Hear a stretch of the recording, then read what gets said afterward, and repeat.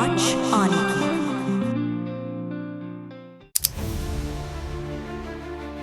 नमस्ते दोस्तों, welcome back to another धमाकेदार वीडियो। और मैं उम्मीद करता हूं कि तुम सब बिल्कुल मस्त और जोश में होगे।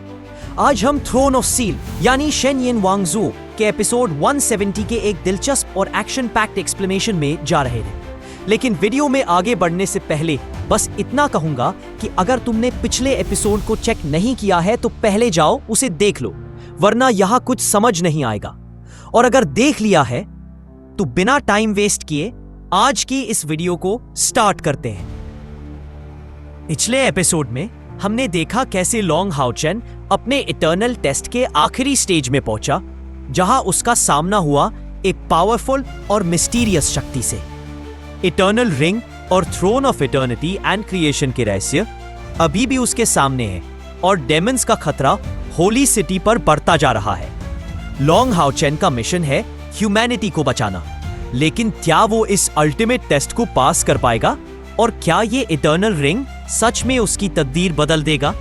चलिए इस एपिसोड के प्लॉट को गहराई से समझते हैं और कुछ बड़े सवालों के जवाब ढूंढते हैं। थ्रोन ऑफ सील एक ऐसा दोंगुआ है जो अपने एपिक बैटल्स, डीप इमोशंस और स्पिरिचुअल थीम्स के लिए जाना जाता है।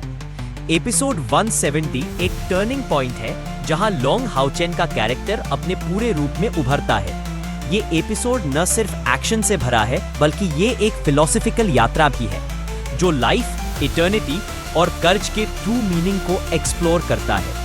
हम आज इस एपिसोड के हर पहलू को कवर करेंगे। लॉन्ग हाओचेन के स्ट्रगल्स, डेमन्स के साथ उसकी लड़ाई और इटर्नल रिंग का रहस्य। लेकिन सबसे पहले एक बड़ा सवाल, ये इटर्नल रिंग क्या है और क्यों इसकी पावर्स एक कर्स के रूप में देखी जाती है? इस सवाल का जवाब हम एपिसोड के अंत में देंगे, तो बने रहिए। जैसे कि हमने पिछले एपिसोड में देखा था, हाओचेन का इटर्निटी ट्रायल टेस्ट अब ऑफिशियली शुरू हो चुका है। टेस्ट के रूल्स सिंपल दिखते हैं, उसे बस एंजल ऑफ इटर्निटी को हराना है। लेकिन ये काम इतना आसान बिल्कुल भी नहीं है। हाओचेन को सच में पसीना आ गया। एंजल ऑफ इटर्निटी हर नए म्यूजिक चैप्टर के साथ अपनी पावर्स को लेवल अप कर रही है, और जब तक थर्ड चैप्टर आता है तब तक वो अपनी स्ट्रेंथ को रैंक 9 लेवल 7 तक पुश कर चुकी होती है। लेकिन इसी बीच हम देखते हैं कि हाओचेन भी फाइनली अपनी लिटिल फेरी को पूरी तरह से रिकवर कर लेता है और उसके लिए एक नई बॉडी भी तैयार कर लेता है। फिर लिटिल फेरी के एलिमेंट डोमेन का यूज करके वो बैटलफील्ड में मौजूद सारे सोल्जर्स को एक ही बार में फ्रीज कर देता है। जैसे ही उसे मौका मिलता है, वो बिना टाइम वेस्ट किए अपने तीनों लाइट ड्रैगन पावर्स को एक्टिवेट करता है और अपने स्वॉर्ड से एक जबरदस्त अटैक सीधा एंजल ऑफ इटर्निटी की तरफ लॉन्च कर देता है। लेकिन अगले ही पल हाओचेन फिर से वापस उसी जगह पर आ जाता है जहां से पूरा ट्रायल स्टार्ट हुआ था, और तभी एक मिस्टीरियस वॉइस सुनाई देती है जो उससे कहने लगती है, कॉन्ग्रेचुलेशंस, तुमने इटर्निटी ट्रायल टेस्ट के सीक्रेट्स तो डिकोड कर लिए हैं, लेकिन असली गेम अब शुरू होता है।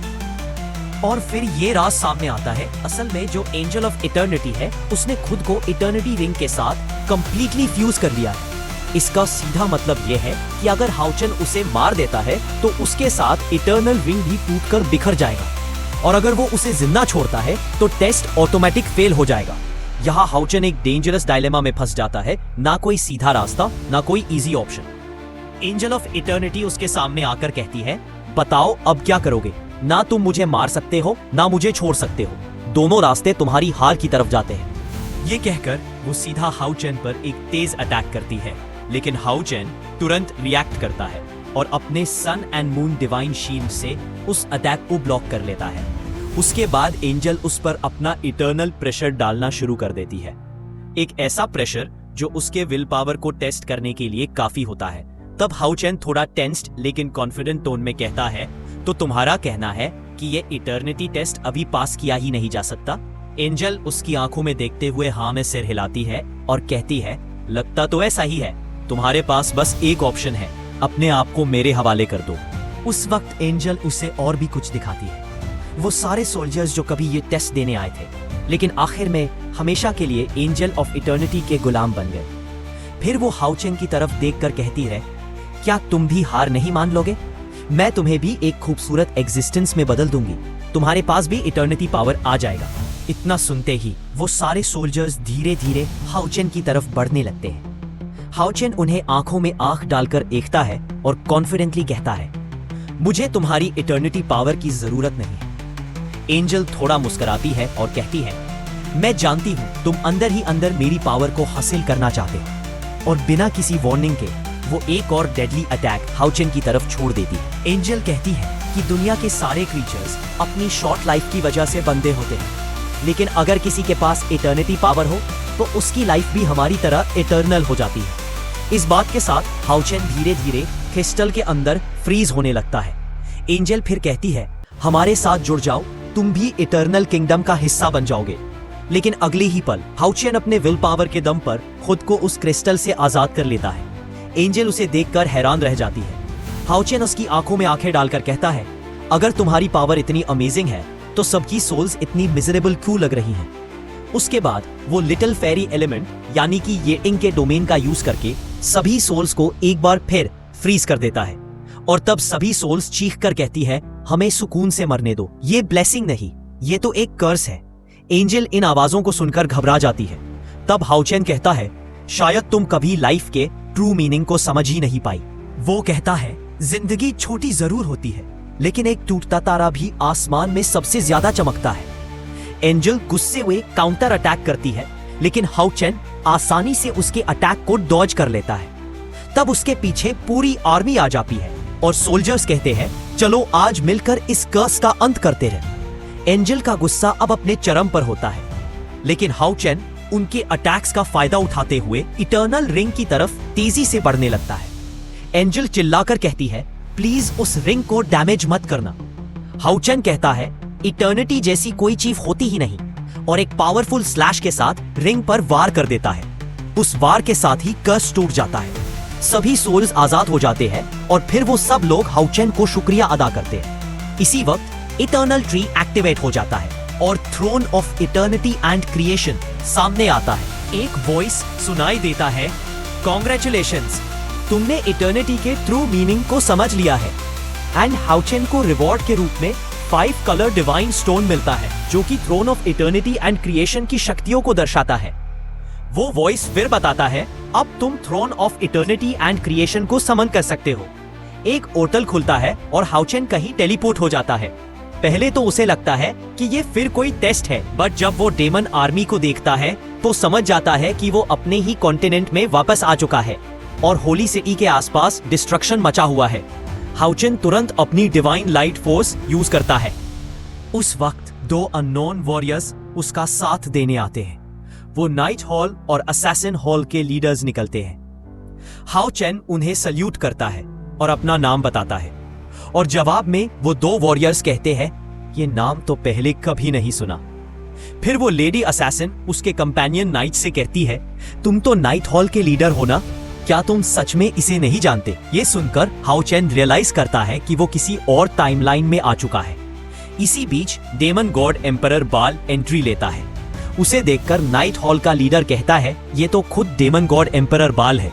और ये नाम सुनकर लॉन्ग हाउचेन को याद आ जाता है कि डेमन गॉड एम्परर बाल ही इस कॉन्टिनेंट के फर्स्ट डेमन गॉड एम्परर थे, और वो ही इस कॉन्टिनेंट में उन 72 डेमन गॉड पिलर्स को अपने साथ लाए थे।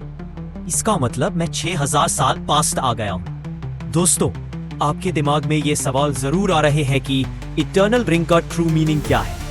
क्या ये सिर्फ पावर का सिंबल है या इसमें कोई गहरा रहस्य छुपा है? गार्डियन के ट्रैप सोल्स का क्या मतलब है और क्यों उन्होंने इटर्निटी को कर्स कहा? और लॉन्ग हाउचेन 6000 साल पहले क्यों पहुंच गया? क्या ये उसके टेस्ट का हिस्सा है या कोई बड़ा टाइम ट्रैवल ट्विस्ट? इन सवालों के जवाब के लिए थोड़ी देर इंतजार करना होगा। चलिए वीडियो में आगे बढ़ते हैं।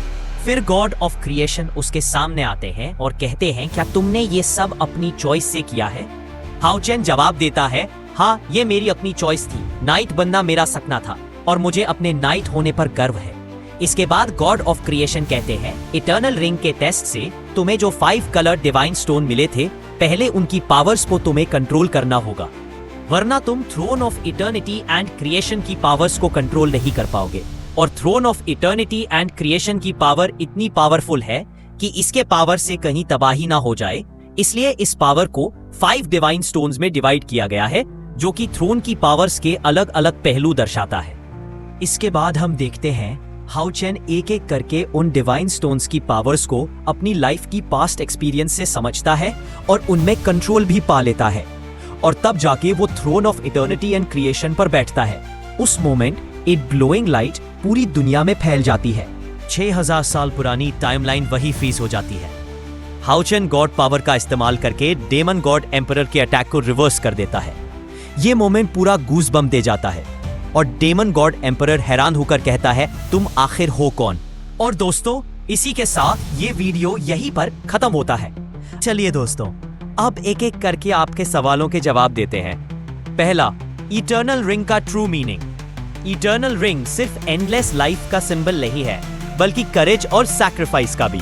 लॉन्ग हाउ चेन इसे समझ जाता है जब वो ट्रैप सोल्स को मुक्त करता है, और यही उसे ट्रू इटर्नल रिंग देता है।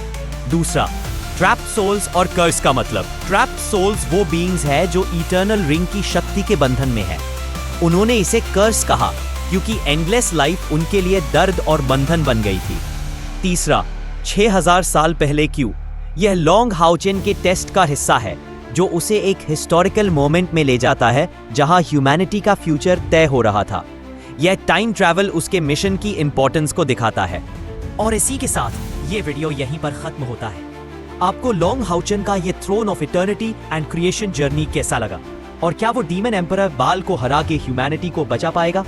अपने विचार कमेंट्स में शेयर करें, और ये भी बताएं कि आपको थ्रोन ऑफ सील का कौन सा मोमेंट सबसे ज्यादा पसंद आया। अगर इसके नेक्स्ट पार्ट के लिए एक्साइटेड हो तो वीडियो को लाइक करो, चैनल को सब्सक्राइब कर लो, क्योंकि नेक्स्ट पार्ट जल्दी आने वाला है।